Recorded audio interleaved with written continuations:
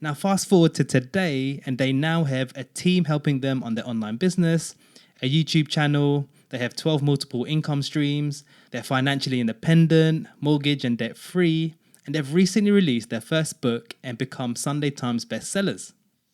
And this all started with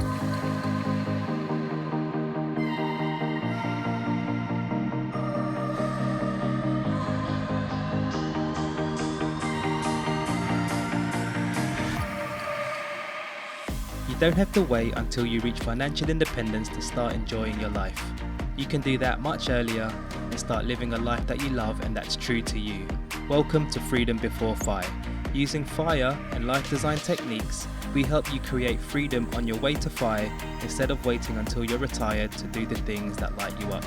I'm your host Greg, a FIRE movement and life design enthusiast. If you're itching to get freedom now, then let's do this.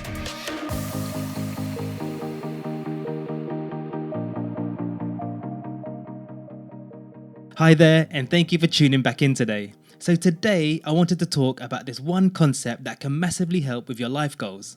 And it actually underpins a lot of the financial independence strategies. So I'm just going to let the cat out of the bag and tell you exactly what it is. So it's compounding time. That's right, compounding time. In the FI world, we know it as compound interest, which you probably already know is the catapult that helps launch you to financial independence. So Albert Einstein quoted that compound interest is the eighth wonder of the world. He who understands it earns it. He who doesn't pays it. So if you think about it, without compound interest, the FIRE movement probably wouldn't even exist. Anyway, so that's compounding in relation to numbers and finance. But the awesome thing is we can also apply the same concept to our time and our behaviors, which ultimately leads to our life goals. Here's an example. Let's say someone had a goal to start an online business to replace their day job. Let's say it's a blog. So they decide they'll spend some time on it during their downtime. If they spend 2 hours a month on it, I'm pretty sure it'll take a long time for it to gain traction. But imagine if it was 1 or 2 hours a day, consistently, rain or shine, in their downtime over a long period. Although it might seem like a small amount, but just like investing money on a regular basis, the time you put in taking action on a regular basis, however little, will also accumulate and compound. But let's imagine if this person was working 2 hours each day on that blog, I'm pretty sure they'll see traction in a much shorter time frame. And actually, that's exactly how my favourite UK finance bloggers, The Humble Penny, done it. So as a quick background, they decided they wanted to help others financially, so they started their blog around 2017. At that time, Ken Okorafor, one half of The Humble Penny, was working full-time as a CFO in London. He challenged himself to spend 2 hours every day on the blog, and he'd done it with his wife consistently. They kept at it over time, and then during the pandemic, he was able to quit his CFO job to work on the business full-time. Now fast forward to today, and they now have a team helping them on their online business, a YouTube channel, they have 12 multiple income streams, they're financially independent, mortgage and debt free, and they've recently released their first book and become Sunday Times bestsellers. And this all started with a daily routine of working 2 hours a day, and that was the back engine to what you see now. See, the thing is, we usually always see the end result. Some people might think it's like overnight success, but actually they've been working on their goals regularly, daily, weekly, for a long period of time to get to where they are. You see, you can use this life hack for pretty much any goal. Say mastering a skill like public speaking, cooking or playing golf, trying to lose weight, becoming a professional athlete, starting a business, and of course, financial independence. Just imagine if you worked on your goals daily. You can start off doing like 10 to 15 minutes at first, but then increase it over time. The results might be staggering. So for me, there are a few things where I've used the magic of compounding to my advantage. For example, how I turned vegetarian. It took me a few years for the change, and it wasn't just overnight. I do have other examples like my daily hydration ritual, my daily journaling, my daily expense tracking, my regular exercise, and all of these are helping me towards my major life goals. I am, however, working on getting more lean though. I'm a few kilos off my ideal weight, and this one's always on the work in progress category. Okay, so I mainly talked about the positive benefits, but just remember that compounding has a double-edged sword.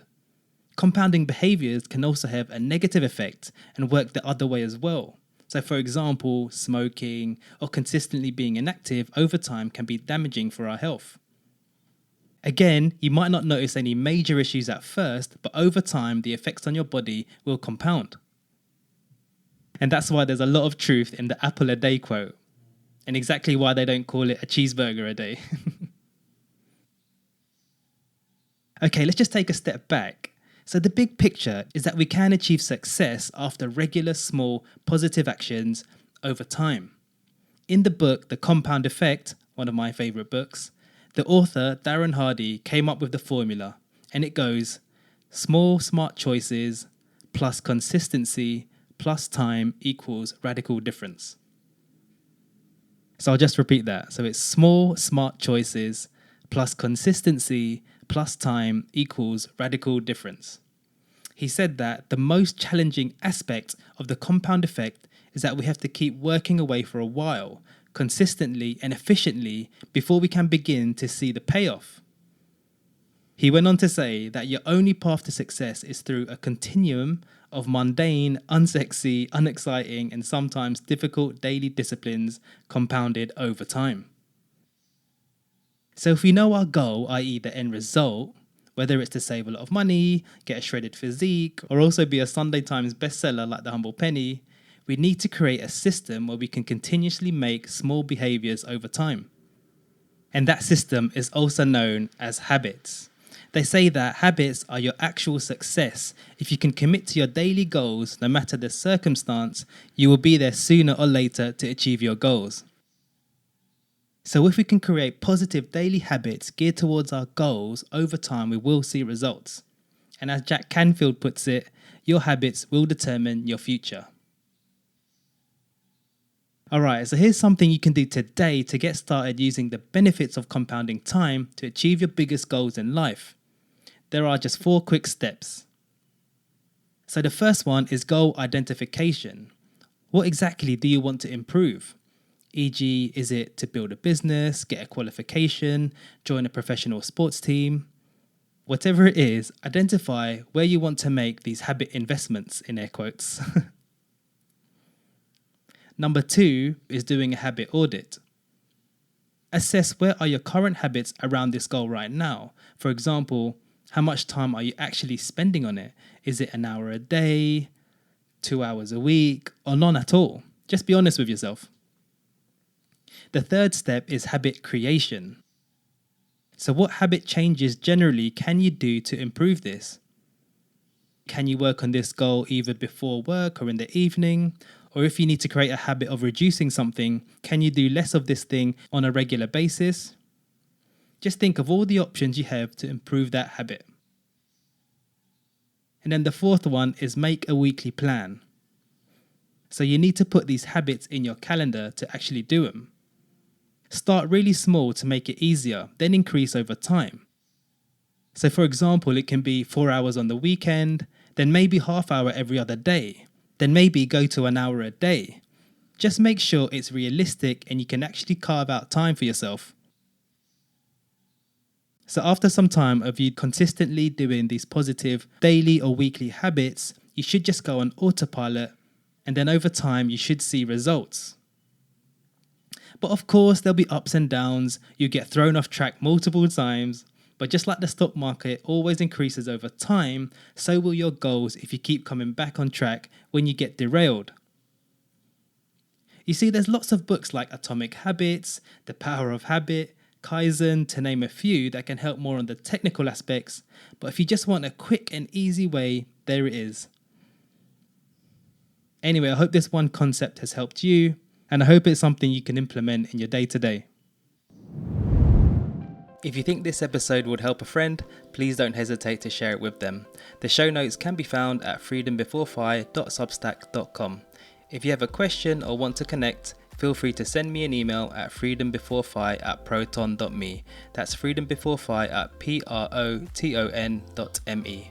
If you found this show useful and want to be notified of future episodes, you can follow us on Spotify or Apple via the show's main page or on whatever app you're using right now.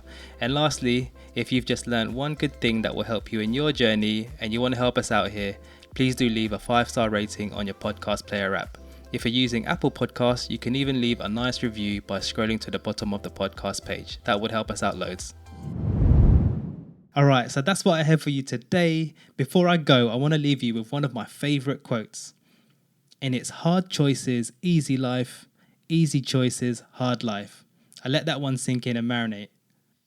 And that was coined by Jerzy Gregorek. Anyway, I'll leave that one with you to think about. And as always, practice gratitude, live life by your design, and do things that make you smile. You got this.